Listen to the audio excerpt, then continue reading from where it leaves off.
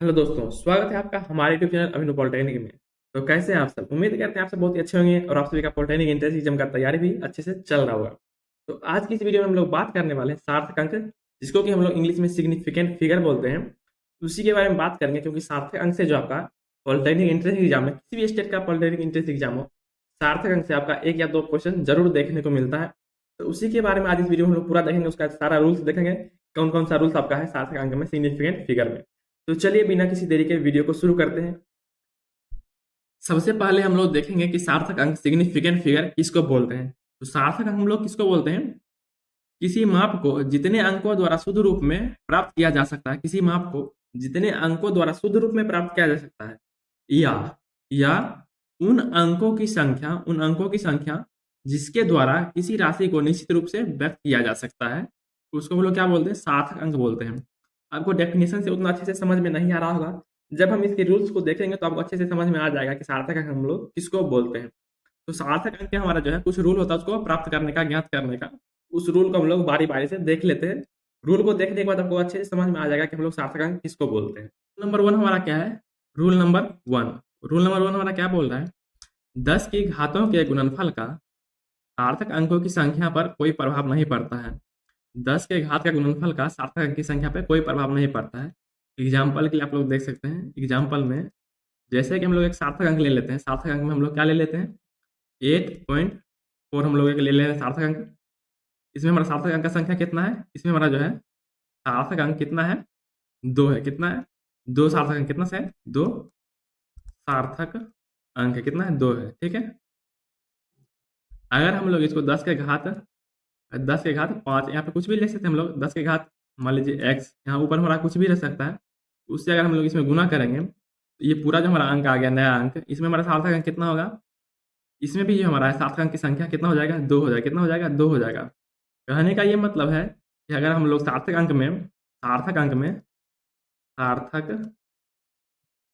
में 10 के power x से गुना करेंगे तो सार्थक अंक का संख्या जितना पहले होगा, गुना करने के बाद भी उसमें उतना ही सार्थक अंक रहेगा। मतलब सार्थक अंक की संख्या में कोई हमारा चेंज नहीं होगा 10 के घात से गुना करने पर। ठीक है, ये हमारा रूल नंबर 1 है।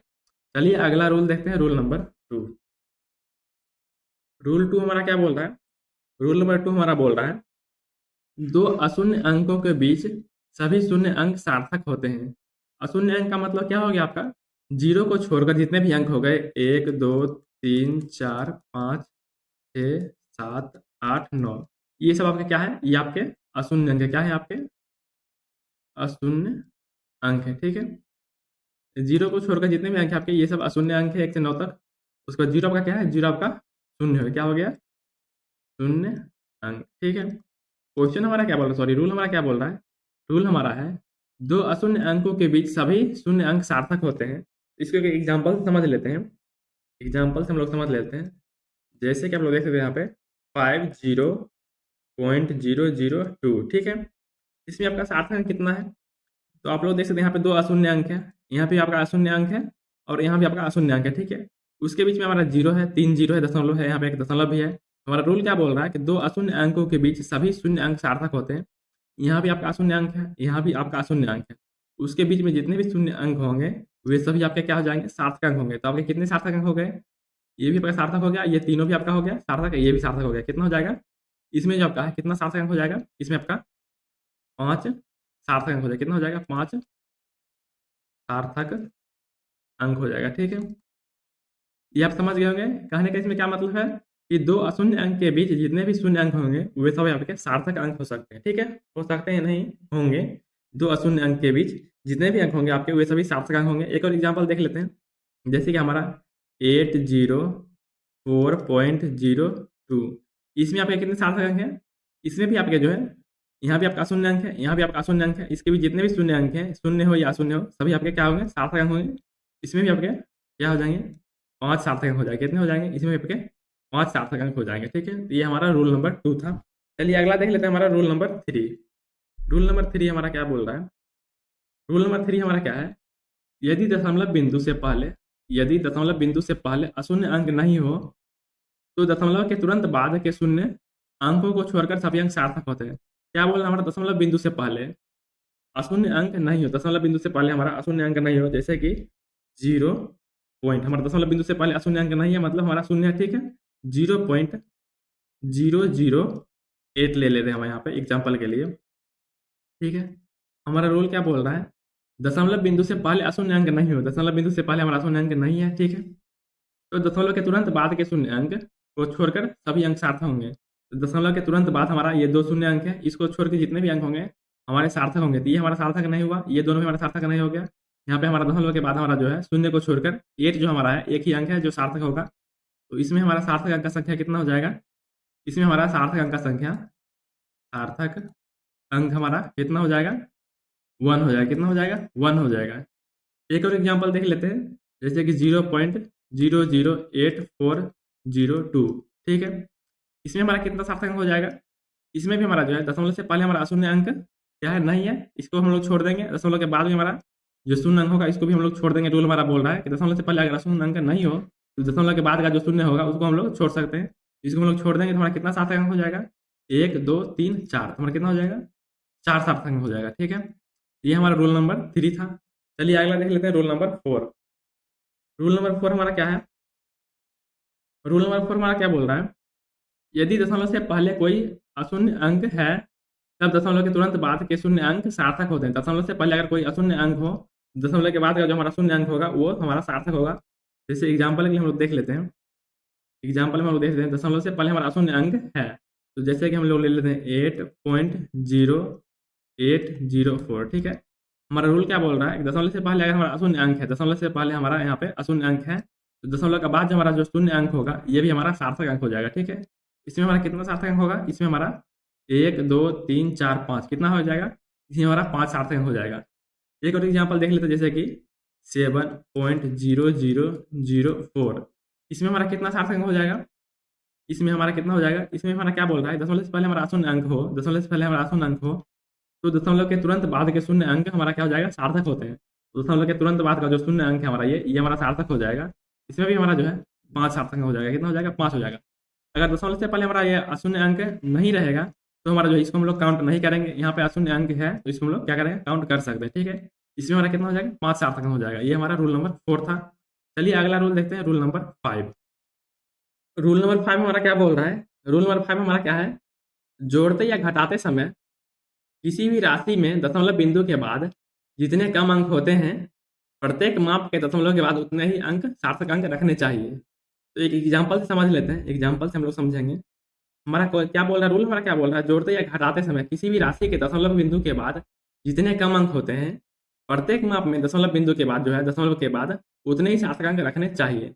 जैसे कि हम लोग एग्जाम्पल समझते हैं, एग्जाम्पल में हमारा एक ले लेते हैं, 84.3 प्लस 24.32 प्लस 1.234 प्लस 0.543, ठीक है। ये हमारा एक एग्जाम्पल है। हमारा क्या बोल रहा है, इसको हम लोग अगर जोड़ रहे हैं तो क्या बोल रहा है हमारा, कि यहाँ पे हमारा क्या बोल रहा है, जोड़ते या घटाते समय किसी भी राशि में दशमलव बिंदु के बाद जितने भी कम अंक होंगे, दशमलव बिंदु का सबसे कम अंक कितना है हमारा, इसमें जो हमारा है 1 है, इसमें 2 है, इसमें हमारा 3 है, इसमें भी हमारा 3 है, हमारा सबसे कम हमारा 1 है। हमारा क्या बोल रहा है, प्रत्येक माप में दशमलव के बाद उतने ही सार्थक अंक रखने चाहिए। इसमें भी हम लोग प्रत्येक माप में हम लोग एक ही अंक रखेंगे, इसमें भी हम एक ही रखेंगे, इसमें भी हम एक रखेंगे, इसमें भी हम एक रखेंगे। अगर हमारा पूछ दिया जाए इसका सार्थक अंक का योग क्या हो जाएगा, इसका जो है सार्थक अंक का योग पूछ दिया जाए, हमारा क्या हो जाएगा, योग हमारा पूछ दिया जाए तो क्या हो जाएगा हमारा, इसमें हम लोग सब में हम एक ही अंक रखेंगे, क्योंकि सबसे कम हमारा एक अंक है, तो हम लोग क्या करेंगे, सबसे कम हम एक ही रखेंगे, क्योंकि हमारा बोल रहा है जितने कम अंक होते हैं प्रत्येक माप में दशमलव के बाद उतने ही सार्थक अंक रखने चाहिए। तो हमारा यहाँ पे क्या हो जाएगा, ये हमारा 84.3 प्लस 24.3 प्लस 1.2 प्लस 0.5, ये हमारा हो जाएगा सार्थक अंक का योग हो जाएगा। तो इसका हमारा कितना आ जाएगा, ये हमारा आ जाएगा 11.0.3 110.3 हमारा जो है इसका सार्थक अंक का योग हो जाएगा।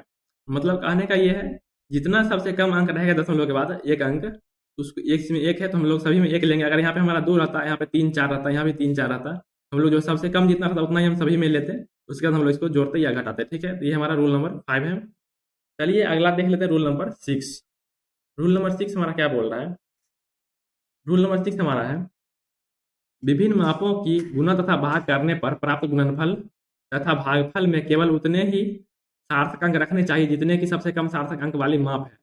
क्या बोल रहा है, हमारा विभिन्न मापों के गुणा तथा भाग करने पर प्राप्त गुणनफल तथा भागफल में केवल उतने ही सार्थक अंक रखने चाहिए जितने सबसे कम सार्थक अंक वाली माप है। तो इसको हम लोग एक एग्जाम्पल से समझ लेते हैं। एग्जाम्पल देख लेते हैं, एक एग्जाम्पल देख लेते हैं। जैसे एग्जाम्पल में आप लोग देख लीजिए, जैसे कि कोई घनाभ दिया गया है, कोई घनाभ हमारा दिया गया, ठीक है। घनाभ का जो आपका है लंबाई जो है, लंबाई जो है आपका, लंबाई कितना दिया गया है 1.2 दिया गया है, ठीक है। चौड़ाई जो है आपका, चौड़ाई दिया गया है 1.31 दिया गया है, ठीक है। और ऊंचाई कितना दिया गया है, ऊंचाई आपका कितना दिया गया है, ऊंचाई जो आपका है मान लेते हैं 1.42 दिया गया, ठीक है। ये सब आपका सेंटीमीटर सेंटीमीटर सेंटीमीटर में, ठीक है। ये आपका लंबाई इतना है, चौड़ाई इतना है, ऊंचाई इतना है, ठीक है। हमको क्या पूछ रहा है, घन का आयतन पूछ रहा है, सॉरी घनाभ का हमारा आयतन पूछ रहा है, ठीक है। हमारा आयतन कितना हो जाएगा, इस तीनों को हम लोग गुना कर देंगे, 1.2 गुना 1.31 गुना 1.42, ठीक है। तो हमारा कितना आ जाएगा 2.232 आ जाएगा, ठीक है, सेंटीमीटर क्यूब, ठीक है।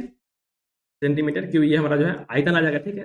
हमारा रूल हमारा क्या बोल रहा है, रूल नंबर 6 हमारा क्या बोल रहा है, विभिन्न मापों की गुणा तथा भाग करने पर, ये हमारा विभिन्न माप हो गया, ठीक है। इसमें हमारा 2 सार्थक अंक है, इसमें हमारा 3 है, इसमें हमारा 3 है, ठीक है। तो गुणा करने पर गुणनफल तथा भागफल में केवल उतने ही सार्थक अंक रखने चाहिए। हमारा बोल रहा है गुणनफल या भागफल में हमारा उतने ही सार्थक अंक रखना चाहिए जितना कि सबसे कम सार्थक अंक वाली माप है, अंक वाली माप है। तो इसमें हमारा बोल रहा है उतना, इसमें हमारा 4 सार्थक अंक है, तो हम लोग इसमें 4 नहीं रखेंगे, इसमें हम लोग कितना रखेंगे कि जितना सबसे कम हमारा सार्थक अंक वाला माप होगा।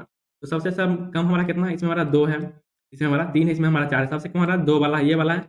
हम लोग जो है आंसर में इसका, इसमें भी हम लोग 2 ही रखेंगे, तो हमारा क्या हो जाएगा, इसका राइट हो जाएगा क्या आंसर, सार्थक अंक में 2.2 हो जाएगा, ठीक है। क्योंकि हमारा जो है सबसे कम अंक का माप हमारा 2 था, इसमें भी हम लोग 2 रखेंगे, ठीक है। इस तरह से हम लोग सार्थक अंक का संख्या ज्ञात कर सकते हैं। तो इस वीडियो में इतना ही। अगर वीडियो अच्छा लगा तो वीडियो को लाइक कीजिएगा, चैनल को सब्सक्राइब जरूर कीजिएगा। मिलते हैं अगले वीडियो में, तब तक के लिए जय हिंद।